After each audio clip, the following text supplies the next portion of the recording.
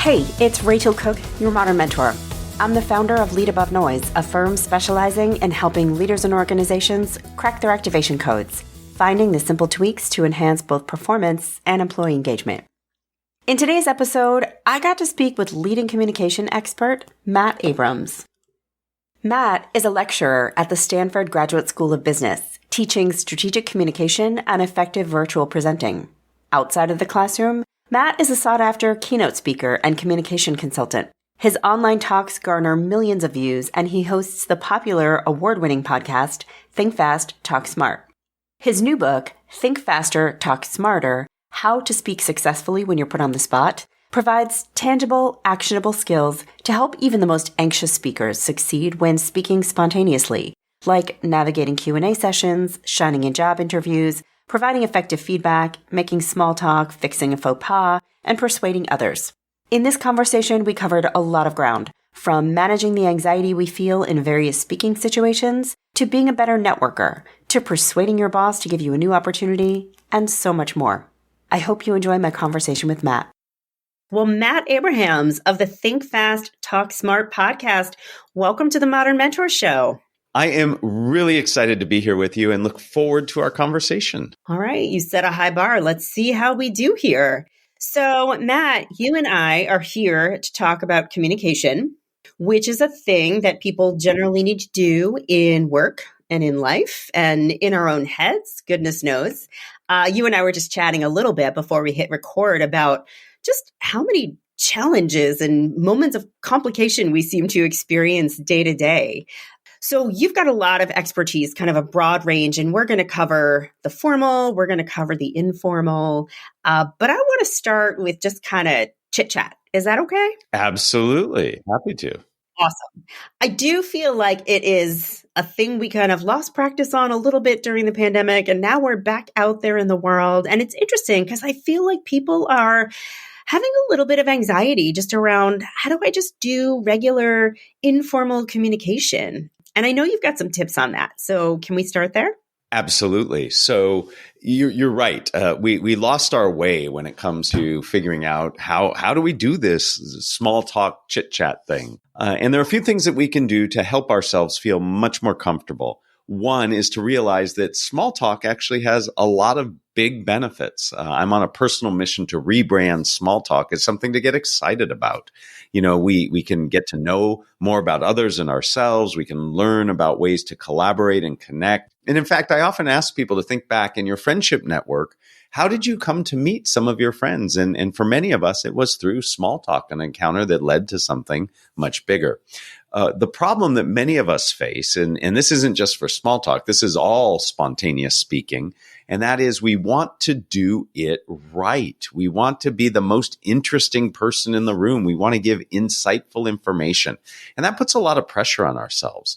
I was very fortunate on my podcast to interview somebody named Rachel Greenwald. Rachel is fascinating. She's an academic and a professional matchmaker. And she taught me this notion that I really like. In small talk, the goal is to be interested, not interesting.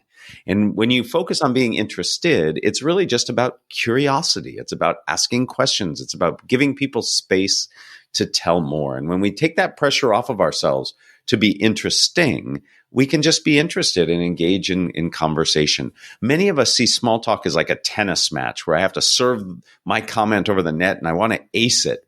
And instead, I think we should all see small talk as that game of hacky sack, you know, that little beanbag ball where we pass it around to each other. And the whole goal is for all of us to work together to keep that ball off the ground. So if you just do what's needed, serve it to the next person, ask a question, make an observation, it makes it much easier and less stressful. Ooh, you just gave me permission to take a deep breath there. Yes. Totally takes a little bit of the pressure off. You know, it's funny as you're talking, I'm thinking I have this good friend, Michelle. She's one of my favorite people. She is so smart and she's so quirky. And one of the things that she does that I love is when she and I get together for dinner, she brings an agenda. And is literally a list of questions that she wants to ask me. And of course, we start there and we go in whatever direction, but she always shows up with this curiosity and we end up having the best time. So I think there is really something to it. I love that she's that organized and that's fun. It gives you a place to start. Yeah. Oh, it's too good. It's too good. So Matt, also we were talking during the show about how I am a fan and a listener of your podcast. And I think one of the things you do really, really well, there are a lot of them, but one of the things you do nicely is you sort of blend the casual and the colloquial with science, right? You've got some real research behind some of the stuff that you talk about. And so you've got some science-based strategies to overcoming some of the speaking anxiety that we can have sometimes. And I wonder if you could give us a little insight into that. Happy to. And thank you for the compliment in there. That's something I strive for. So the very first book I wrote was called Speaking Up Without Freaking Out. And it's all about how to manage the anxiety that most of us feel when we are speaking, either planned or spontaneous. Anxiety looms large in most of our communication. And the book identifies 50 techniques based on academic research that we can use to help manage our anxiety. They really fall into two categories, both symptoms and sources and how to manage them. Symptoms are the things that we physiologically and mentally experience, and sources are the things that initiate or exacerbate our anxiety. So the goal is to learn some techniques to manage both. I don't expect every technique to work for every person. But let me give you an example of one or two for each. So when it comes to symptomatic relief, deep belly breathing, the kind you would do if you've ever done yoga or Tai Chi, can really help. It slows down your autonomic nervous system. And what's really interesting and really key is the exhale. You want your exhale to be twice as long as your inhale.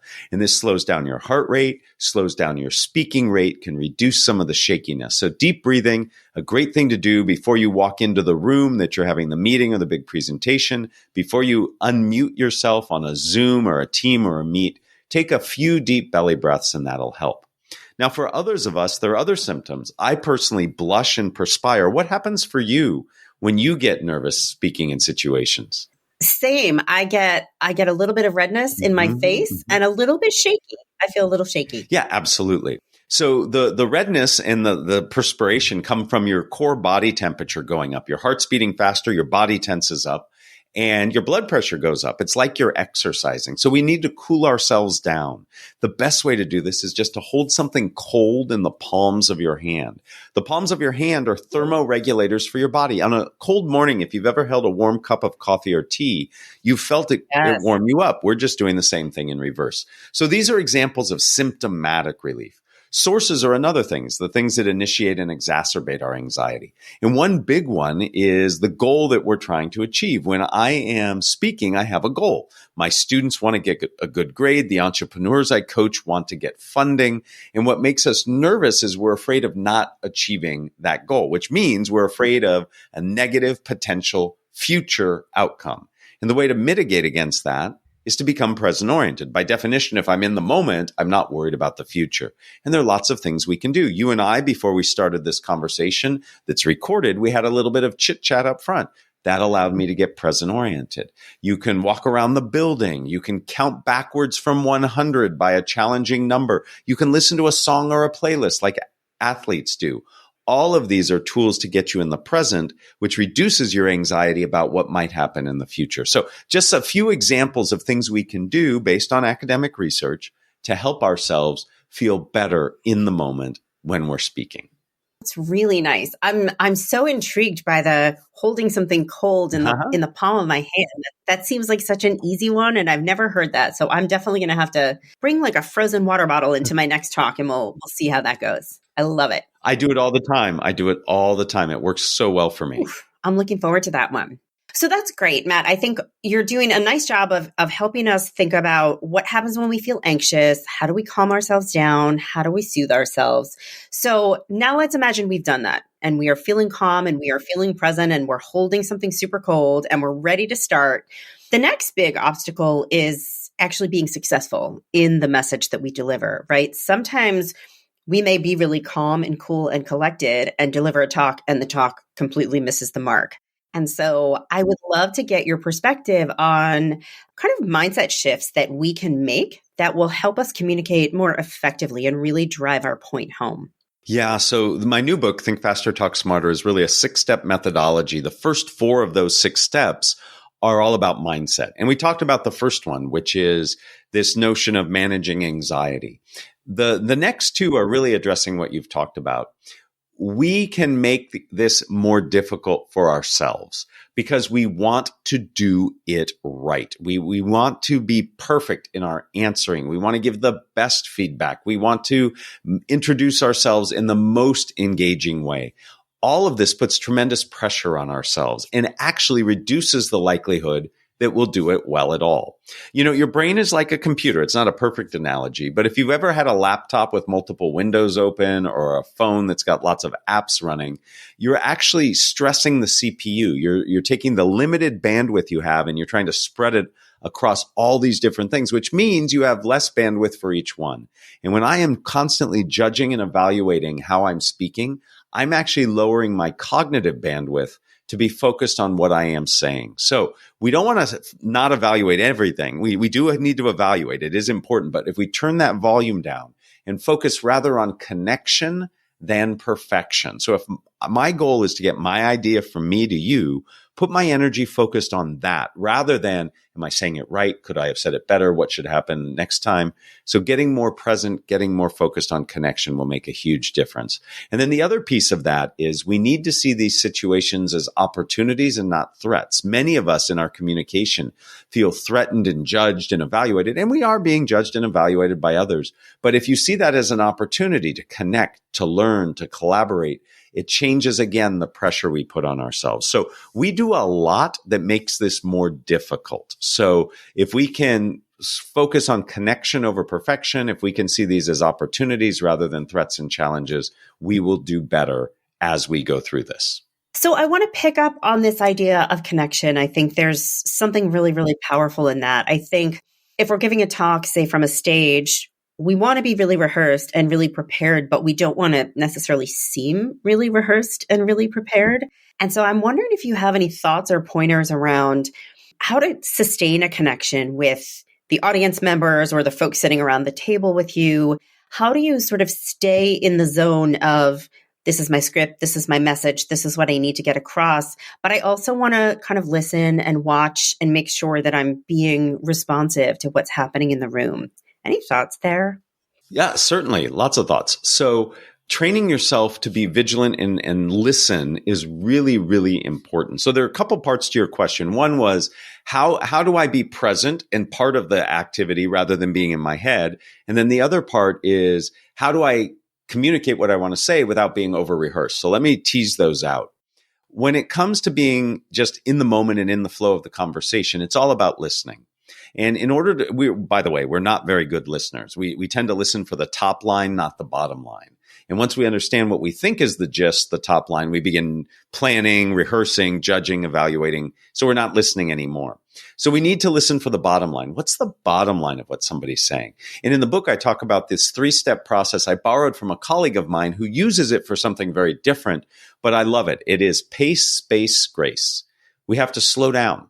We all move too fast. We've got lots going on. We slow down. So we slow down the pace. We have to give ourselves space, physical space, get in a place where you can actually listen well, but also mental space. Give yourself permission to be focused with this person at this moment.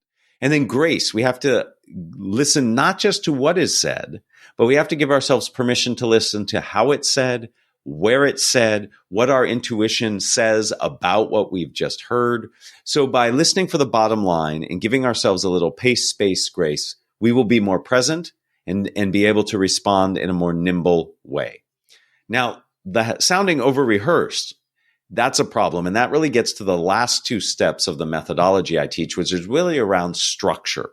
Writing out things word for word actually makes it more likely that you will make mistakes.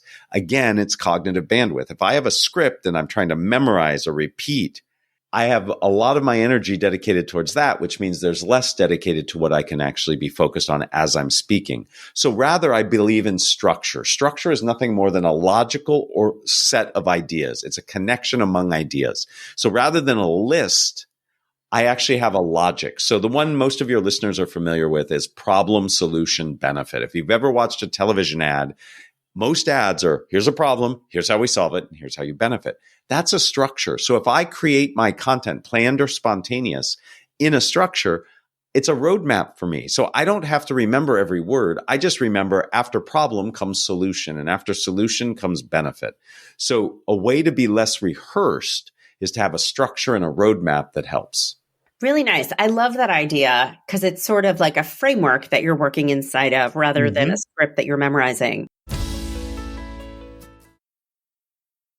If I think about this from the perspective of my audience, which is primarily people who work within organizations and are looking to define their version of workplace success and achieve it, I would imagine, but keep me honest, that what you're describing works really well for a speech if you're giving a talk from a stage. But I imagine this also works really well if you're trying to persuade your boss to consider you for a promotion or to give you an opportunity to lead a project or to make an introduction to somebody else, right? And so it's not just about the formal speeches that you may be giving, but anytime you are trying to convince or persuade, I imagine these strategies that you're sharing are equally relevant. Is that right?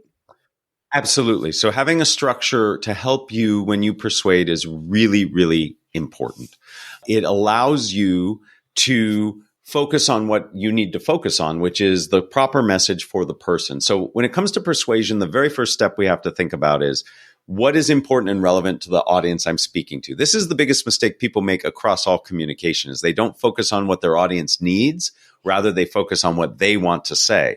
So we first have to think about what's relevant and important to the audience. So if I'm asking for a raise, I have to make sure that I understand what's important to my boss. Maybe my boss is somebody who really looks for people to be self-starters and independent and people able to be agile and adjust. Well, then when I go ask for a raise, I need to demonstrate that I do those things. So we first have to start by thinking about what's relevant and important to the audience. The next step has us thinking about how do I package up the information so I am clear and I am concise. And there are lots of different structures we can use for persuasion, for teaching, for giving feedback and updates. So we just have to find what we need to know about the audience and the right structure to use, and it can help us in any speaking situation.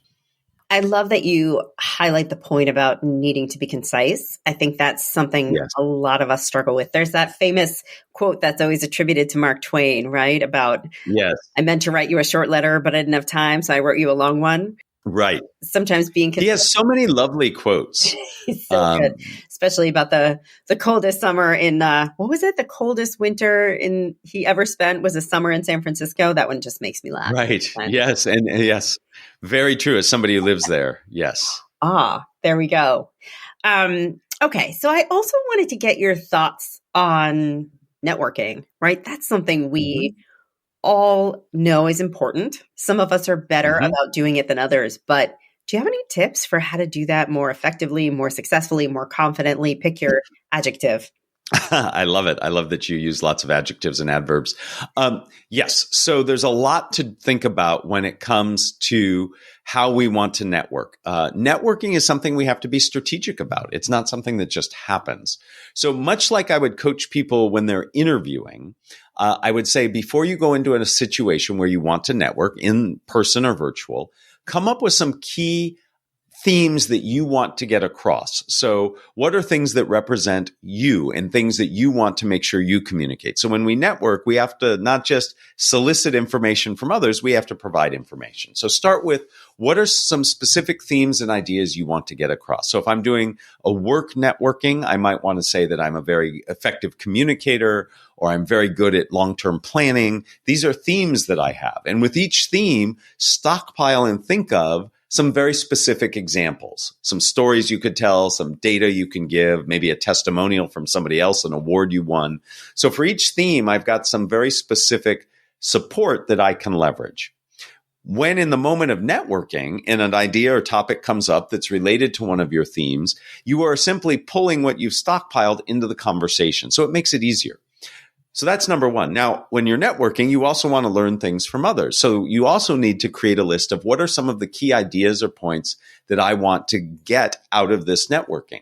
You might have questions about a particular industry or particular role or something of that nature. So think about what are the questions you want to have answered and how might you ask those questions or connect them to whatever the event is about. So if I'm at a corporate conference and they have some meet and greet mingling, and I want to learn a little bit more about a certain technology, I might look at the agenda of the conference and see that, hey, that technology is going to be talked about in the keynote in the morning. So when I go to this meet and greet in the afternoon, I might say, what did you think about the keynote? I was particularly interested in this technology. What were your thoughts?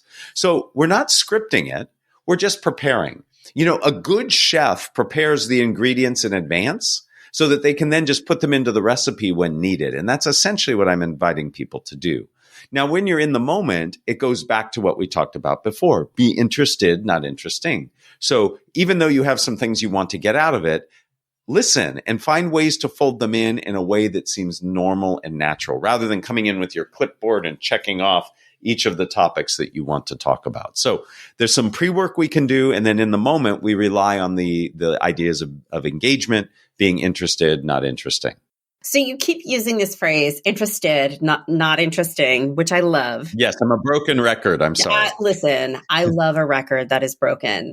But I want to ask you about this other phrase that you use in your book, which is daring to be dull, which sounds like it could be the counterpoint to what we're talking about. Maybe not, but I wonder if you could tell us a little about that. Yeah, so I'm actually going to double down even more. I tell my students, my Stanford MBA students on the very first day of class, not just dare to be dull, I say maximize your mediocrity. And you should see their jaws drop. It's just like, boom, they've never been told to be mediocre. But in fact, it's getting at the same idea. And that is, we must, in our communication, just focus on the communication, not all the stuff going on in our heads. The notion of dare to be dull comes from the world of improvisation. And I am very fortunate to have learned improv, and I'm still learning improv, from just amazing mentors and colleagues. Lots of people, Patricia Ryan Madsen, Dan Klein, Adam Tobin. All of these folks have helped me see these principles come to life. The key behind maximize mediocrity or dare to be dull is simply to say, reduce the pressure on yourself, give yourself the opportunity to connect, and then you can do great things from there. So by taking that pressure off, turning down that volume on judgment, being very focused, seeing these things as opportunities, we actually will end up doing better. Now, it takes a little bit of faith and a lot of practice to get ourselves there. But ultimately, what I'll tell my students at the end of my course is maximize mediocrity so you can achieve communication greatness. It is in letting go of trying to be perfect that we actually become very, very good. Okay. There does sound like there's a bit of a leap of faith in there, but there is. I'm going to give it a try. I'll let you know how it goes. What are some of the biggest communication mistakes you feel like you are still seeing play out around you? Yeah, so a couple things. One is, again, people are focused on what they want to say and broadcasting information rather than thinking about what the audience needs to hear and really tailoring it towards what's relevant and salient. That's by far the number one thing. The number two thing we talked about peripherally, which is this notion of concision. Many people take us on the journey of their discovery of what they want to say while they're saying it, and they end up saying a lot more than they need to. So really being focused, structure helps you focus, but also thinking about what is most important for the audience helps you focus. Having a goal helps you focus. To me, a goal has three parts: information, emotion, and action. So it's not just here's the information. It's what do I want you to know? How do I want you to feel? And what do I want you to do? And that also helps you focus. So concision is the second problem I see. And then third, many people don't focus on how they are saying what they say. You know, if people have to give a big presentation, often because they're busy or procrastinating, they don't put it together till the last minute, and they give themselves no time to practice. How you say your message, in some cases, can be as important, if not more important, than what you say. So those are the three big ones. It's not being audience focused, it's not being concise, and it's not taking time to practice. Those are the three big challenges that I see from people. Okay. That's really helpful. And I will just say quickly, one of my biggest pet peeves is when somebody is sharing a story and they get stuck on a detail. It happened last Monday. No, I think it was Sunday. Yes. No, it was probably Monday. Yes. It ultimately has nothing to do with the outcome of the story. And that just drives me nuts. So just thinking about like they are so in their heads. Yeah, they're so in their heads, judging and evaluating everything. What would be far better is just to say what they said, finish the story, and if they need to correct it, go back and correct it at the end. So you're giving us a little bit of permission to be kind of messy and a little bit authentic, right? Absolutely. And that's where communication happens. Communication happens in the moment, in the interaction. And there are certainly times where you have to be formal and you have to be absolutely on script. But that is not most of our lives, and that is not most of our communication. So we have to be in the moment and let things happen. When screenwriters write for TV or write for movies, they purposely build in some of this messiness to make it sound real. Because what they learned is if everything's perfectly scripted, it's not relatable because it doesn't feel connected. So I want you to tell us a little bit about your new book. I know we touched on it briefly, but what do you want listeners to know about it? Who should pick it up and what should they plan to take away from it? So the new book, Think Faster, Talk Smarter, is all predicated on the fact that speaking in the moment spontaneously is critical to do well. Most of our communication happens in the moment. It's not the planned presentation or the pitch that you've perfected or the meeting with agendas. It's really what happens in the moment. And so we need to learn how to do it better. And the book is divided into two parts. The first part is that 6-step methodology we talked about. And then the second part applies that methodology to very specific spontaneous speaking situations, of which we've talked about many today. Small talk, being persuasive. All of those are itemized so people can learn an approach to help them feel more comfortable and confident in those moments. I can't wait for people to pick it up and take some good things away. So Matt, I want to be really thoughtful about your time. And I want to ask you, what haven't I asked you that you feel is really important to share with the audience today?